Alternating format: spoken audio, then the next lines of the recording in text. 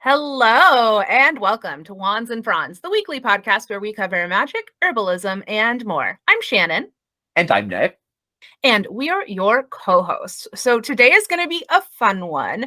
I'm talking about Mimosa, the tree, not the bevy, and I'm introducing us to Arianrod, a Welsh goddess.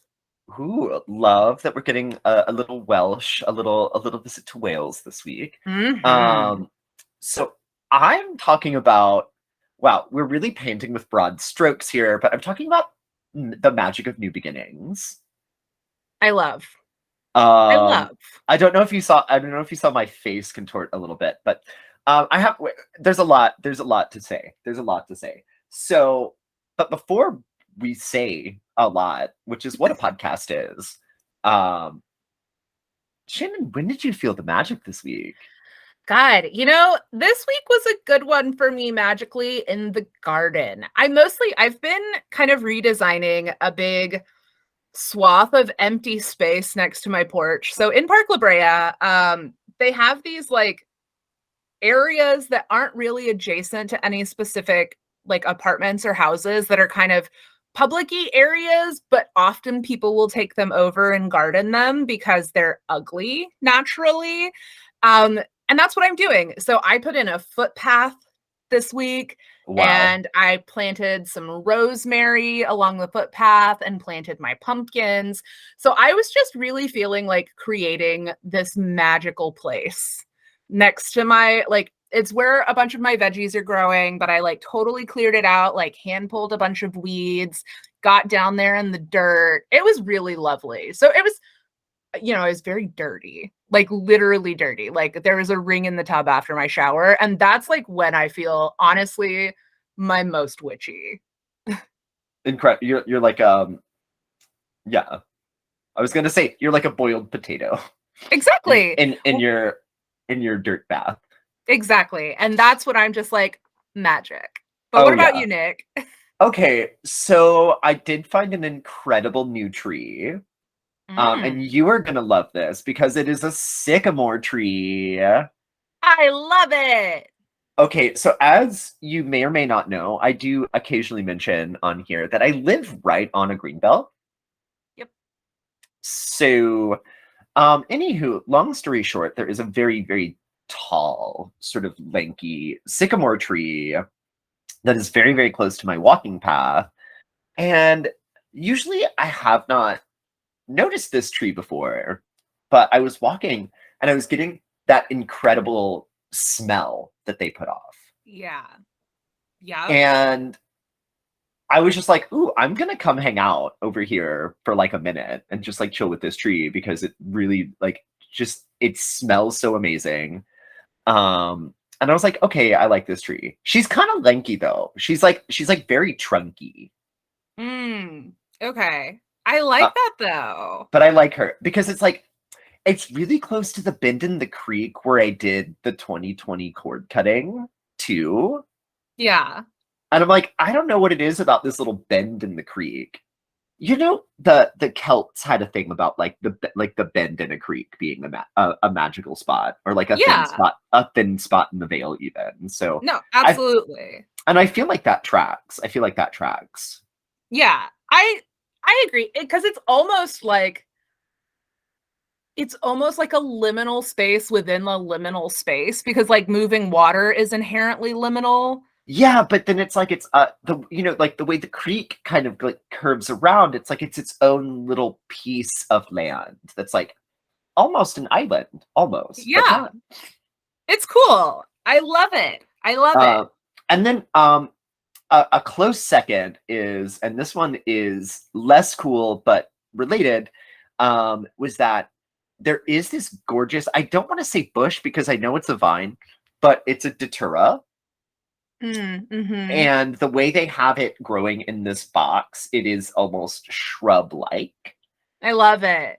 But it literally has, I'm not even shitting you, 30 or 40 flowers on it right now. Oh, that's And so good. and last night I walked by and it really was like this intoxicating smell. Again, I was like, if I was like a bug or something right now, like I would literally be in there. Yeah, I did. I mean, for me, another like close second magically this week is I decided that I'm going to try drying some flowers, like pressing some flowers from my garden. And I started that this week. And that also feels like very magical because you're Are you preserving it. are you doing it with a books with books? Yep, with Love books that. and parchment, like Classic. pressing Classic. flowers because I have an extra canvas. Because anyone who's on the Patreon can see I've got like I did a moon phase like project for above my bed and I bought extra canvases like just in case. So I have one extra canvas still. So I want to do like a dried flower and Mod Podge situation on the canvas, like from my garden, and hang it near my little like herb crafting bar that I have downstairs. So anyway, speaking of bars, mimosa time, y'all. So the non-bevy adjacent name for this is A. julibrisson. It's also known as the Persian silk tree or the powder puff tree, which is just Oh, so cute. darling.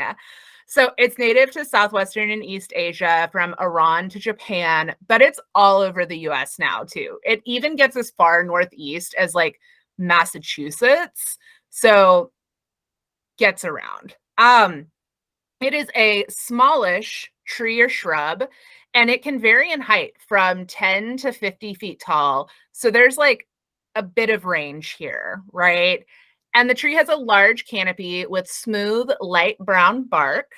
And the leaves are really big, like up to 20 inches long and 6 inches wide. So each individual leaf is made up of like up to 35 pairs of oblong leaflets. It's like almost fern-like looking, but if you've ever seen a Mimosa pudica, which are the sensitive plants that you can see, the ones where when you touch them, the leaves fold up, they look Oh, very much like that. and I just have to say, I mimosas are one of my very, very favorite ornamental trees. Yeah. Um, Well, don't get too attached to them because I'm going to shred them apart in a few minutes. I know, but let me live in the fantasy of a moment where it's okay to have a tree covered in pink pom-poms. I know they are beautiful. And the leaves are sensitive to light. So, you know, like the Mimosa pudica that like folds up when you touch it, they actually like will fold up along the midrib at night, which is really cool. And the flowers, of course, though, are the icons, right? They're pink, they look like pom-poms, they're arranged in panicles at the end of the branches. But the fruits will form in like long flat pods, you know, think like a legume or a pea almost. And each pod contains 5 to 16 light brown oval shaped seeds. So I'm not going to talk a lot about growing the tree for a few reasons today, though. First, it is considered highly invasive in the southeastern U.S. because it reseeds too easily and it'll tolerate poor soils. So there's this like French botanist in the 18th century, right, André Michaux, who thought it was a great idea to bring the mimosa tree to North America. But even though they like created all these pretty landscape designs with it, it can't be contained. So it quickly just like took over large swaths of land and it crowds out natives. Hummingbirds do like the nectar, which is a great thing. You're like, right? It's like feeding the hummingbirds. But the problem is mimosa trees don't actually support a lot of native caterpillars, which are also really important parts of the ecosystem. And it fixes nitrogen in the soil. And a lot of people will be like, well, Shannon, nitrogen fixing plants, that's a good thing, right? In theory, but the problem is it's another like danger to natives because it fixes so much nitrogen in the soil that these native plants that have adapted to poorer soil conditions are actually killed off by the excess nitrogen. And so that's like one of the biggest problems is it's just like crowding out native plants, which again, things like caterpillars rely on, things like certain birds, you know, all of these things are connected, right? You like start getting rid of a few like caterpillars, moths, and butterflies, and then suddenly like birds can't eat them. And then like things that eat the birds can't eat the birds. And it all just like trickles up, right? And they're not like just invasive though. They're also really susceptible to this dreaded thing that most gardeners will shudder when I say fusarium wilt. It kills trees like to the ground. It's bad. Fusarium wilt is like really, really devastating. So not only do the mimosa trees get it though, but they can actually spread it to other trees, which is a problem. So, and because of that, like they get really brittle too. And mimosa trees usually have to be removed within 25 years of planting. So they're not actually a sustainable choice. There is a purple leaf variety called summer chocolate. It produces fewer viable seeds. But the problem here is because it's like been genetically like bred, some of the seeds that it produces, they're like variable seeds. And sometimes the seeds will actually be like the straight species. So you're going to have like the same kind of problems, right? So I know I've shit talked the tree a lot, but the reality is a ton of people in the US have ready access to the trees though. So you might as well take advantage of it, right? Like it's already there, but seriously, don't bring new ones in and remove stump suckers by hand to keep them from making new trees. Try to gather up those seed pods. But let's talk about the medicinal uses. So, disclaimer, disclaimer, disclaimer. I'm not a doctor. Nick's not a doctor. This podcast isn't intended to diagnose or treat diseases. Talk to your fucking healthcare professionals before you start any new herbal regimens. Like, you don't know what's going to interact with your medications, y'all. I found out after I got the flu that apparently Dayquil can interact with Wellbutrin. I had no idea. Dayquil? Incredible. This is why you got to fucking talk to your doctors, y'all. And clearly, I'm not a doctor. So, this plant, though, is commonly known as the herb of happiness. So, the bark, flowers, and the flower buds are used to help treat things like anxiety. And some people even call it like herbal Prozac, which, again, depression is a serious illness, but it can give you a little uplift, right? They did a case study in 2015, and the majority of participants actually reported like better mood stability within 1 to 4 days of starting a protocol, including mimosa. So it's like, it's really good for you. In Western herbalism, the plant is used to soothe heartache and stress, as well as insomnia and memory lapses due to suppressed emotion, because that's actually a big problem. Like, if you have intense anxiety, it can also do things like affect your memory. The brain is an interesting organ that is animating these meat suits that we're running around in. So the bark is best harvested from trees that are at least 5 years old. You want to remove the bark to the cambium layer.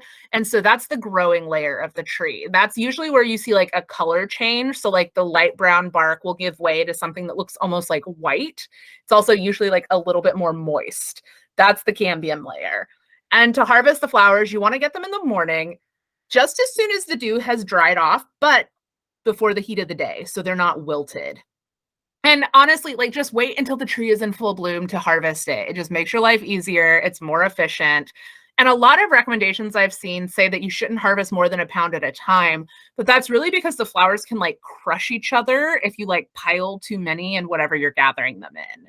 And then as soon as you get them inside, you want to pop them in a fridge to cool them down until you can dry them properly.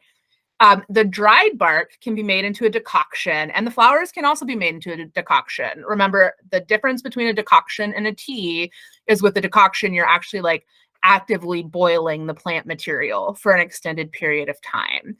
But you'll also see a lot of people making tinctures with the flowers. If you're on like any herbalism Instagrams or something in the summertime, you see all these like beautiful jars of mimosa flowers, like full of the clear vodka.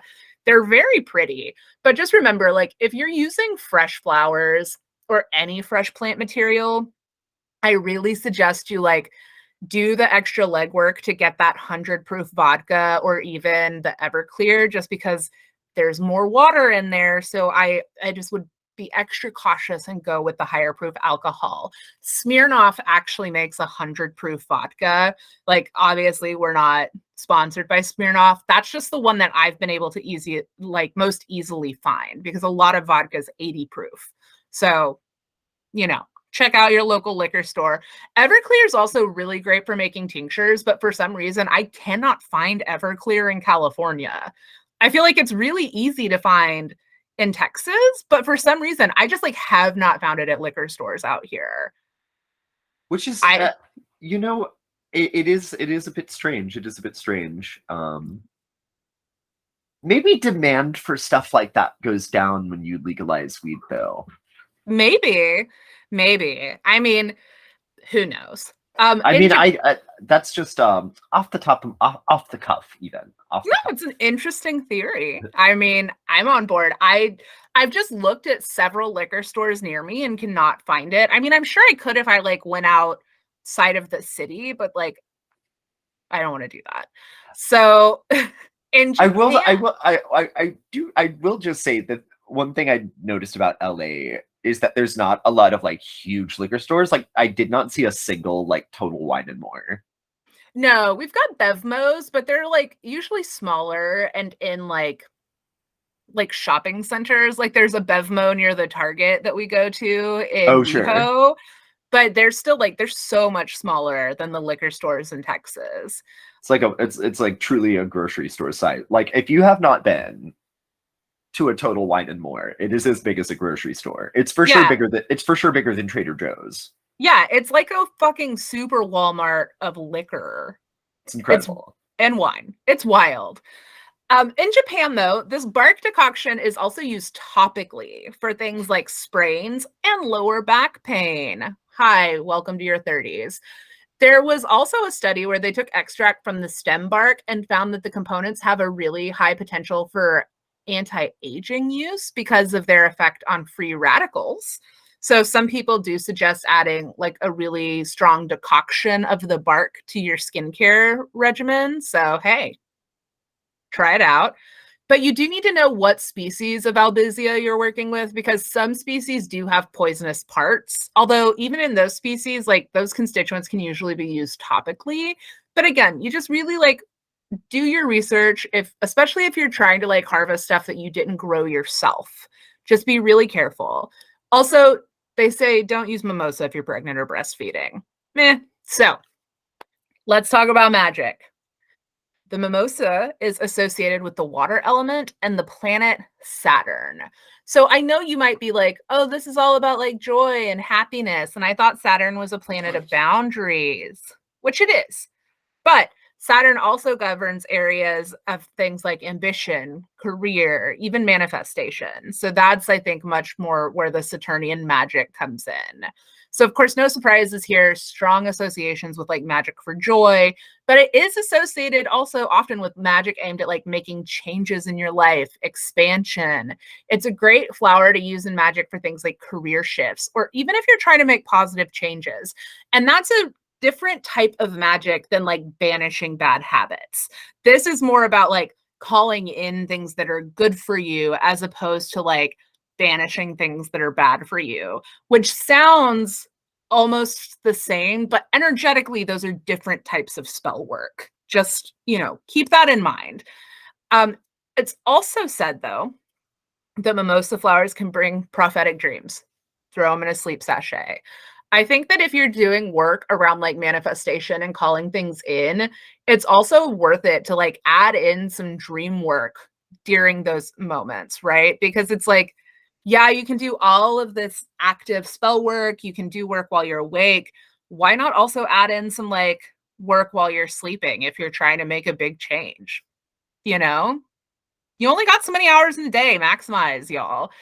You can, of course, use the flowers in a floor wash. We know I'm a Virgo, I'm a sucker for a floor wash. But you can also sprinkle the chopped flowers around the outside of your home to call in growth opportunities, which I love. Just don't do the seeds. Don't do the seeds. You can also add the tincture to some new moon water, though, to make yourself a lovely manifestation bevy. So I like the idea of like bringing new moon water to a boil to make a chamomile lavender tea and then add in a few drops of your mimosa tincture, maybe even a little bit of honey for some sweetness. And that's like a delicious flower tea that's got a lot of like manifestation, calling in positivity, joy. How delicious does that sound to you? I just love it. And if you want to go even further, use that moon water chamomile lavender tea as the basis for a fucking cocktail. Like have yourself Oh, a incredible. manifestation happy hour. Why And not? and I'm yeah, absolutely. Do it. Absolutely. There are also a lot of places online that suggest using mimosa in love spells. I think it's pink and fluffy, right? Like the connection to love, I feel like is really easy to get. So I love the idea of like drawing yourself a like self-love bath, because we've talked about how much we love self-love magic.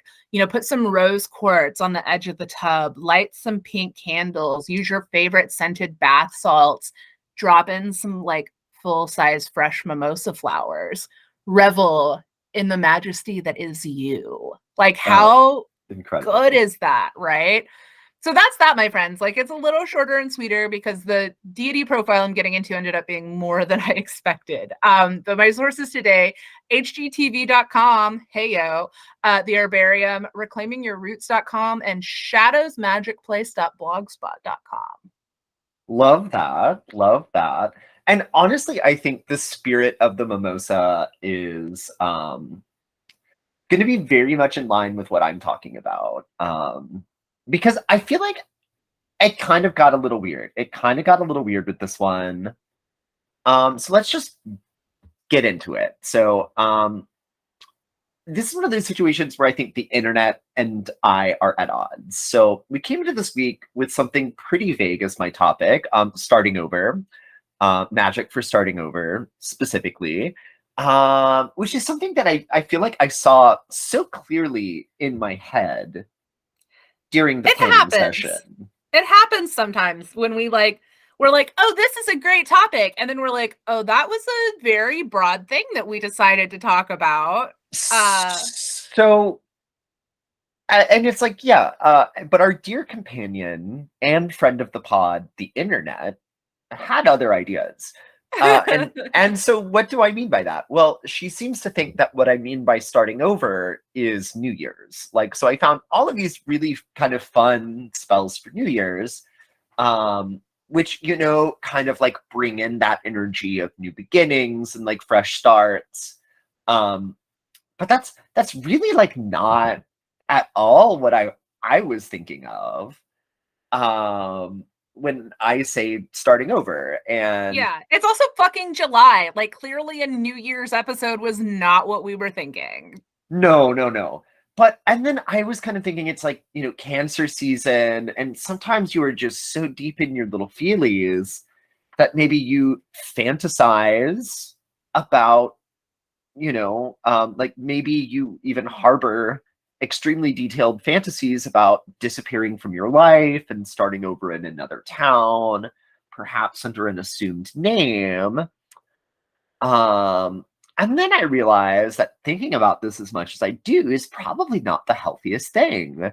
So I kind of wanted to talk about that for a minute at the top. If anyone who listens to this show is struggling with their mental health and does need someone to talk to, please feel free to reach out. We know that times are tough right now, and everyone could use a friend. But I did learn, though, that fantasizing about like hitting a big reset button is actually kind of a trauma response. Yeah, it's like the more that you learn that everything that we thought was our personality is a trauma response, I'm a little offended. I know. But all of that to say is that not everyone exists in that space mentally, which came as something of a surprise to me. Yeah, I'm sorry, not everyone wants to run away to Paris. Right. So I did want to talk a bit about like what we mean when we talk about starting over, and more importantly, what did Kenya Dawson mean when she talked about a starting over house in her famous song Loose Lips? They might sink ships, but loose gooses make trips. Right. It's an incredible song. But okay, so I'm of two minds here. Like, A is that you're like disappearing into the night, like your burgeoning mental illness is telling you to do. Or B, sort of like, like the more public version, where it's like maybe you're like dismantling and rebuilding while remaining in place, so to speak. So like people kind of know what's going on. Like they know they're getting cut out. For instance, you're doing like a hard reset on your life in that way. That's incredibly brave. I also feel like, and pardon me for interrupting, it also just almost feels like this is such like tower energy, right? Yeah. It's like sometimes you gotta topple shit. And if you don't do it, the universe will. Yes. So it's like you can create your own tower moments and use them for good. For good. And it's almost like if you feel that it's coming, you can almost kind of preempt it by setting it in motion yourself. Yeah, Uh, lean in. Just like take an active role in the dismantling of the things that aren't serving you. right. Um, but all of that aside, I do also think there are a lot of people in the world that are forced to start new lives far away from home just by like the circumstances of the world. Or even, like more local happenings, like people get cut out of their families, people go through bad breakups. And again, it's like, I don't know why my mind goes to like these things, because it's also kind of like there's good things about starting over. Like, maybe you're getting a job that requires you to relocate, and maybe you're even like excited by that prospect. I would say like that's kind of what I was thinking, is like starting a new life in the positive way, hopefully. Yeah. I mean, as someone who has moved, like done a big move to a different state, there is something, it's like equal parts exciting and freeing and terrifying. But I think that's the great thing about a new start. It's like you get to kind of make your own way in a different location or a different job with different people. And it is like a cool opportunity. Like it's like when you go from middle school to high school and you're like, I'm a new person now. Yeah, exactly. So then I was thinking it's also very much like phases of life. So like you could go through not that these are the only examples, but like if you got married, okay, or even I would say, it's like if there's a death in the family, and it's sort of like, because I feel like that very much is one of those things that does kind of set those like phase changes into motion. So it's almost like sometimes when people die, it's like everyone gets a promotion. Yeah. So, like in a and I understand that this conversation is a bit morbid, but you know what I mean, where it's like you're kind of like uh, we're kind of getting to that middle tier, right? Like Yeah. we're definitely not the kids in our family anymore.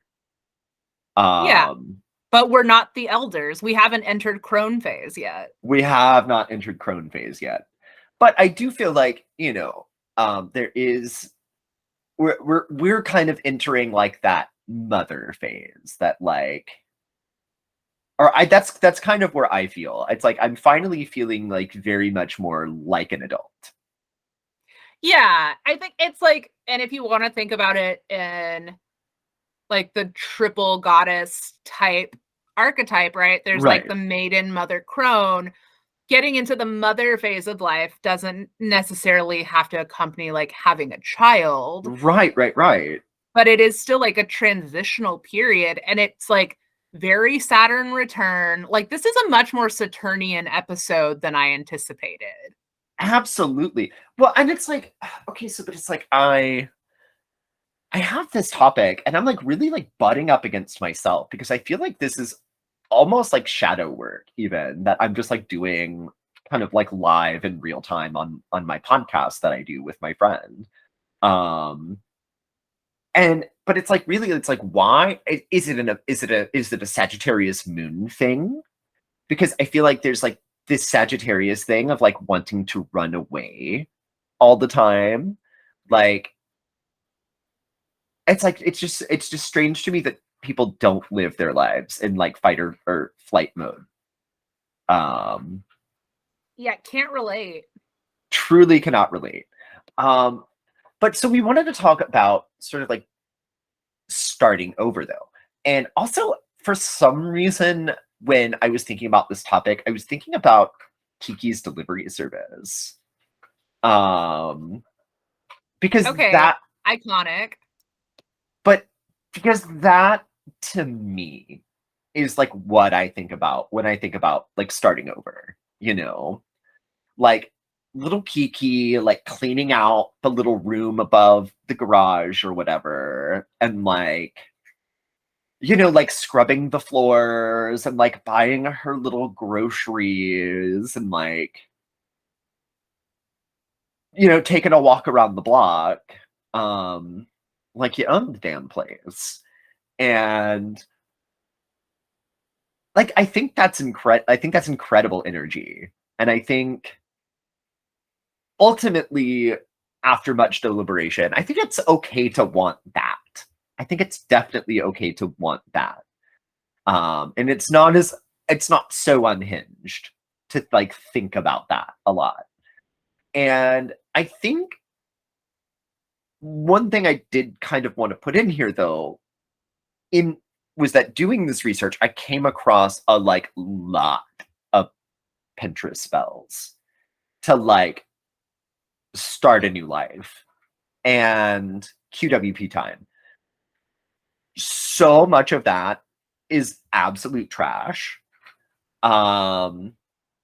You really like shouldn't be invoking those energies to start quote unquote a new life. I think a better way to look at it would be to maybe do magic pertaining to like bringing new opportunities into your life. You know, I just think there's a lot of tricky energy out there. Like, you don't just want to, I mean, you know, it's like anytime you're like making a petition, you really should almost be thinking like a lawyer, right? It's like, how could a neutral spirit twist this against me? Because they don't, you know, it's like, and that's a really big ask, you know, it's like a quote unquote new life, like that could go very, very wrongly for you. Because one of the ways I think about it was like, what if you could do a big reset? Okay, like what would you want? Would you want to live your life over again? Like, would you want to like literally restart? Or would you want to restart as someone else? That's a really good question to consider. Yeah. And I'm like not asking you that. I'm just saying, like, this is what I'm thinking about. No, Like, no, I mean, yeah, I just think that's no, it's a really important thing though, I think, to consider when you're like embarking on this type of magic. right. But I also feel like it's inadvertent shadow work. It's inadvertent shadow work because you're like, wait, what what would I want? Yeah, it's also like, what is it about me and my situation that I want to run away from? I think personally, I think we both have had people in our lives that were very flighty. And in a way, because we're the people that are like kind of left behind to deal with the the stuff that's, you know, like we're not running away from, it's almost like we have chosen not to run away from other people's problems. Yeah. Yeah. I mean, I think it's again like thinking about trauma responses, I think it can really go in extremes one way or the other, and neither extreme is a healthy, happy medium. No, no, no. But I feel like there's this thing where it's like you kind of have these people in your life and you dislike them on a certain aspect because they do run away from their problems and either you or someone else is like left to clean up after it. But then you also have this thing where you're like, but they're completely unburdened. And that's where the sick part of your brain is like, I can do that. Uh, Yeah, it is interesting. I feel like this has opened up such an unexpected like font of shadow work opportunity no, with this really, magic topic. really though, I was like not expecting it. And so I'm like literally like last night, I'm like, oh my God, it's like 2 in the morning. I'm like, what am I even gonna say about starting over? And here's what I have truly come up with. And like really, I think this is going to like bring it home. This is going to bring it to like the warm center of Wands and Fronds, because I feel like lunar deities are going to be very much in demand for this kind of work. Obviously, they're great for shadow work, but obviously the moon goes through phases. And I think regardless of how we're like thinking about this idea of starting over, if it is something that you are like going through, the moon, Yeah. the moon. Every So 28 days, my friends, you get to every start again. you get to start again. And so I think that's actually really incredible. And I also think that's like very good energy to invoke in this kind of process. And truly, I do feel like new moon energy would, I mean, really makes the most sense here. But also, like, think about it. Think about things for one phase of the moon, truly. But also, Yeah. like, if you find yourself in this kind of like existential quandary, I would say give it one phase. Give it one phase of the moon just to see where you're at, you know? Yeah, it's like a good rule of thumb for big decisions. And I think that magic like this is a big decision. It's like, don't get an impulse tattoo because it's forever. Don't do impulse magic for changing your entire life because Yeah, it also exactly. can be very much forever. But I do feel like in these situations where it's like life has thrown you this opportunity. And again, I feel like the thing to ask for is opportunities, because then Yep. ultimately you get to decide whether to take them or not. Yeah, it's like don't take yourself out of the driver's seat of your entire fucking life. Right. Um so but what I would say is I do feel like, and I think Artemis would be an incredible energy to invoke here, because being like a goddess of the hunt and like the wilderness, I do think there is this thing, where it's like starting over. I also think, as an American, of like almost like immigrating or like going to like a new land is like part of it, right? Or maybe that's the Sagittarius moon talking again. I know, I feel like that is also like very American because everyone that's not a Native American, we come from people who have left and started over. I was actually just talking to Eric about this, is it's like I think a lot of people that are descendants of people that have immigrated to America, even like people that are first or second gen, I think there's just like a different relationship to the land and place. You know, I feel like we talked about this off pod, but I remember we had this conversation about how Americans move so much more than like anyone else in the world. Because I mean, like, the country is huge. It's like almost the size of continental Europe. Yeah, Um, a lot of Texas is this, bigger than France. Like, yeah, exactly. So kind of the thing is like it's not abnormal as an American to be like born on the East Coast and move to the West Coast, or vice versa, or really anything in between. yeah, it's like we're all descendants of a very nomadic people, if you think about Truly, it. truly, because Like, it's like it's like if you lived in Europe, you could move to the other end of Ireland from where your family is from and still be like 4 hours away. Like, yeah. Meanwhile, our long ago ancestors were like, fuck it. We'll cross an ocean. Why yeah, not? we'll cross an ocean. Why not? But but I feel like, to me, like, traveling, the idea of like traveling in that way is very much like what the ancient Greeks thought of as the wilderness, if that makes sense. Because it's Yeah. like, it's not literally wilderness, right? It's the unknown. It's like the liminal space you have to travel between, Yeah. one port of call and another. It's the wild parts. It's The the wild. unknown. It's the wild parts. It's the unknown. And that's kind of what I think is calling me back to Artemis, because it's like we don't need to interpret some of these things so incredibly literally. Like, I think traveling and like kind of being away from home and like kind of again like doing starting over really is kind of like being out in the wilderness, even though it's not technically out in the wilderness. Like, I think the idea is still there, and I think Artemis is very much like in line with that, and kind of like this idea of like being a hunter and like sort of relying on yourself while you're like out in the world like that. Yeah.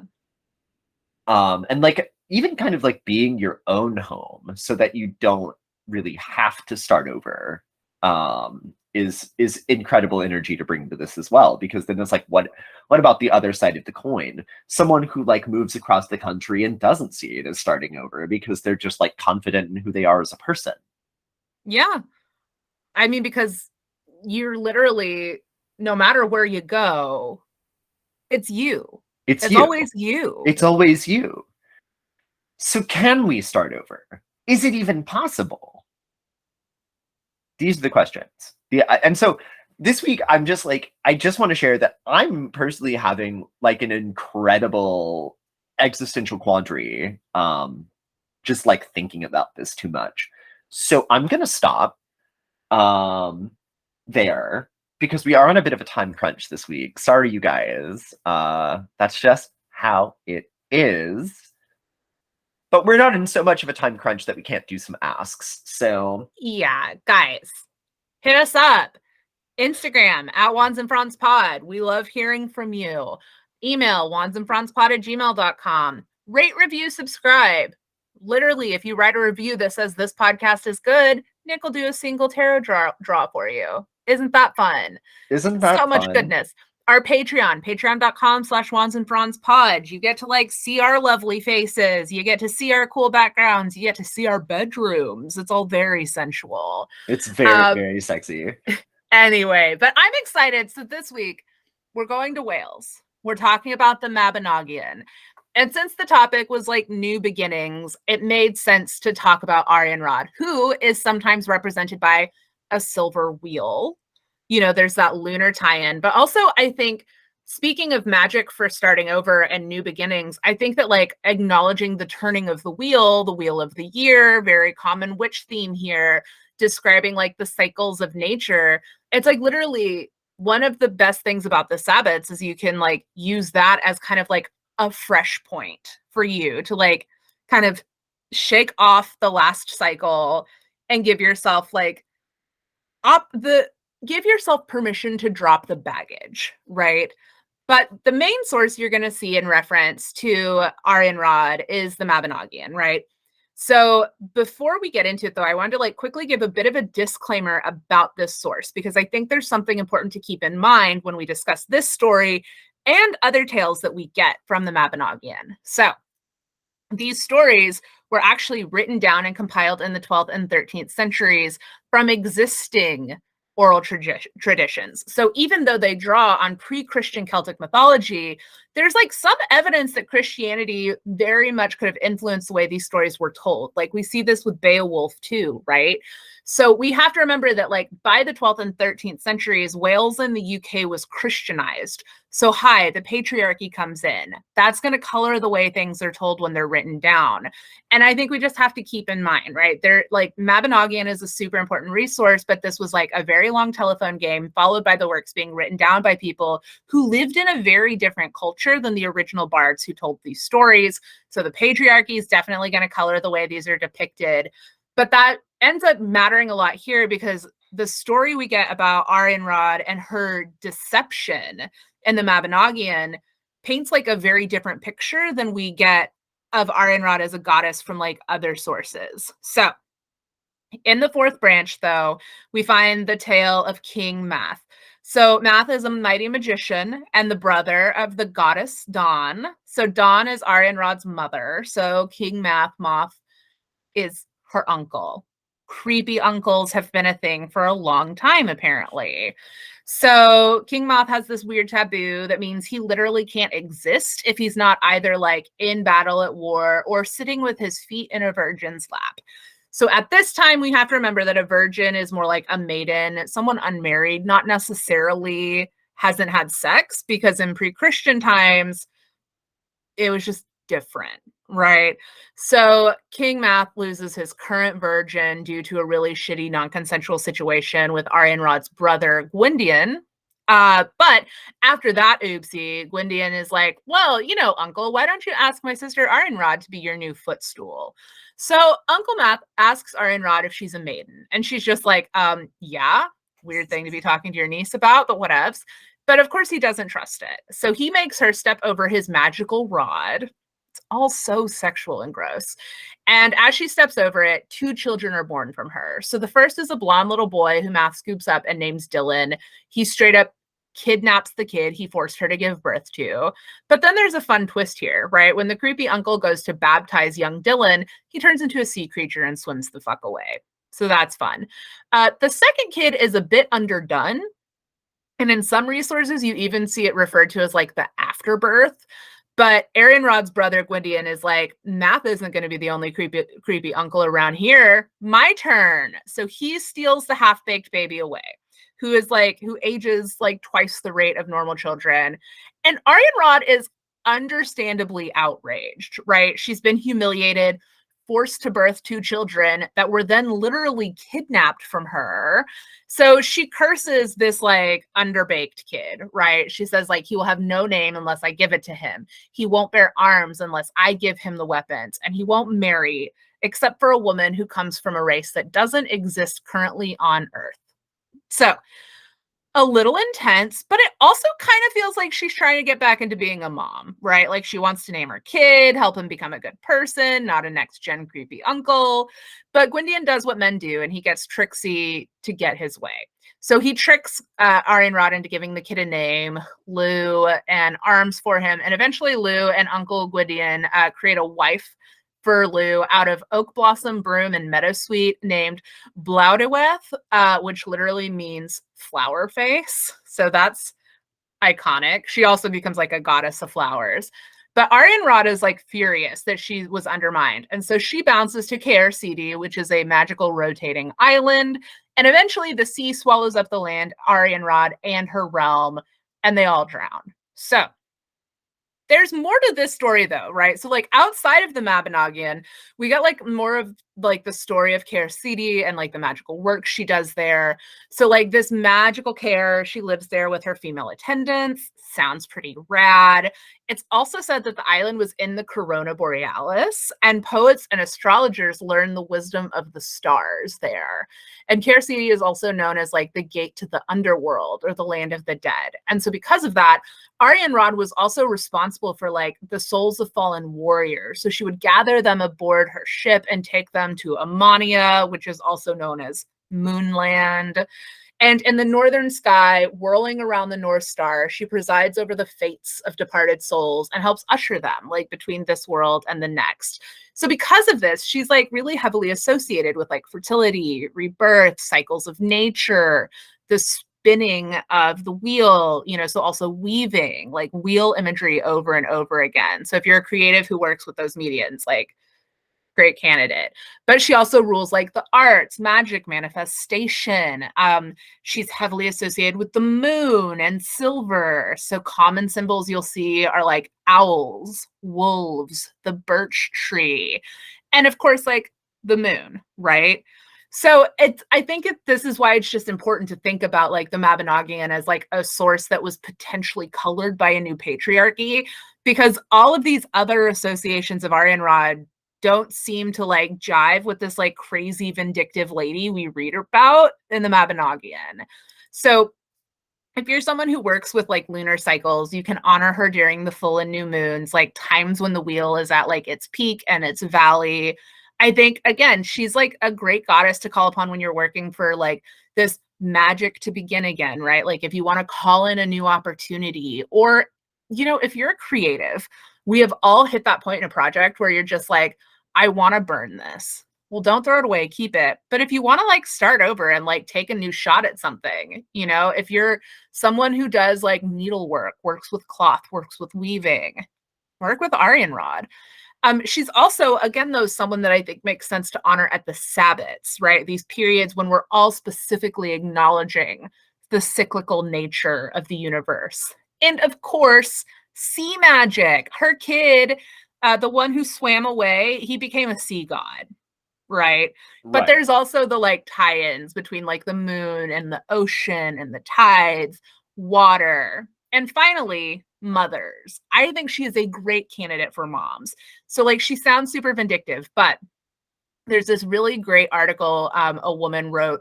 Her name is Claire Hamilton, and the piece is called Arianrod, Bad Mother or Mythic Goddess. And she sums up her article with the following quote, which I think just captures it all beautifully. So I'm literally just directly quoting her here.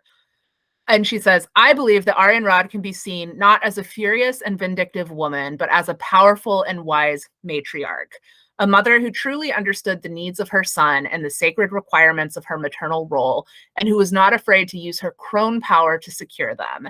And for these reasons, I believe that the wonderful goddess Arianrod, the beautiful woman whose feet rest on the crescent moon and whose head is ringed with stars, is a hugely important figure in Welsh myth and a deeply inspiration model for all mothers today.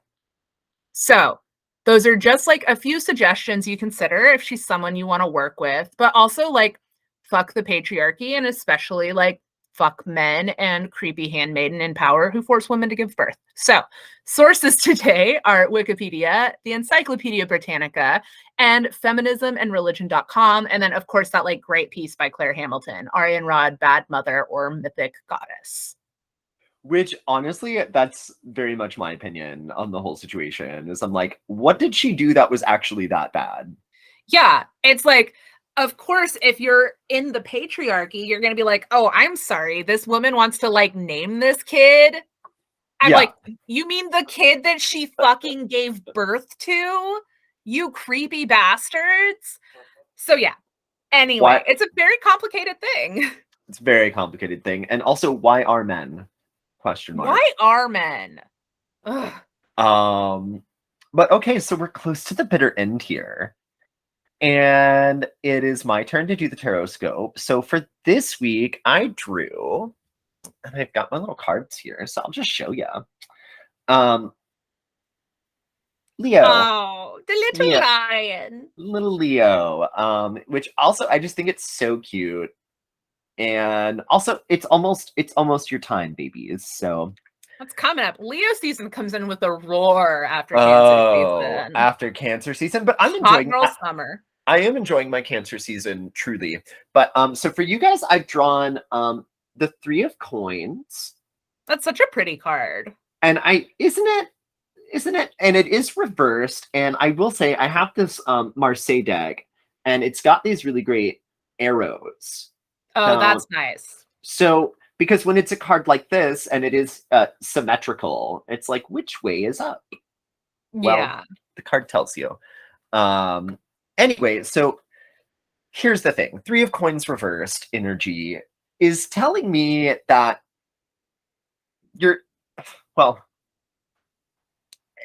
it's a bit of a mess. And it's even chaotic, this situation that you find yourself in, Leo. And here's the thing, and I feel like this is such a classic Leo dilemma, but like really, it's like, do you step up and like do everything yourself? Or do you acknowledge that other people exist in this situation? And it's kind of like you ultimately are inclined here to maybe even quit, which is not the worst idea, because again, it's like this is very much like a chaotic situation that you're in, and sometimes quitting is okay, but also it's like you can't really have your cake and eat it too. Like you can't get all of the accolades and without doing the work. So it's like you got to step up or step aside. Yeah. Because you're kind of just in the way right now. is the thing. So Step up or step out. step up or step out. And I would say, you know, it really is almost your season. So my advice as an Aries is to step the fuck up, you know? Oh, I love it. Fire to fire. Like, take charge, okay? Take charge. I'm here for it. I feel like this is also so like such a Leo situation you're describing. like be bossy. Like truly be bossy. It might even be good for the situation. For someone to kind of take that role and be a little bossy. Yeah. Sometimes people need a boss. And sometimes that boss can be a Leo. And they'll look good while they do it. And they'll look good while they do it. That's right. That's right. We love you, Leos. Nice. Well, yeah, it's like a slightly shorter episode today, but we've been on like an hour and a half episode kick. So I hope you guys enjoy a slightly more abbreviated, maybe more manageably like timed podcast. That's true. That's true. But I mean, you know, I haven't heard like negative feedback on the long episodes, but that's just me. I do check the Instagram, so we have good things to say. But also, if y'all are ever unhappy or if you're super happy, you know how to reach us. We told you. You did tell you. You can rewind this episode and get all that information again. Or read the episode description, because I always put it there, y'all. That's so incredible. That's, you know, like Shannon. You're welcome. Shannon's just making it so easy. But okay, to all the bitches who feel like a plastic bag drifting through the wind, wanting to start again. To all of you plastic bag bitches, blessed be, bitches. Blessed be. Goodbye. Bye now. Woo-hoo.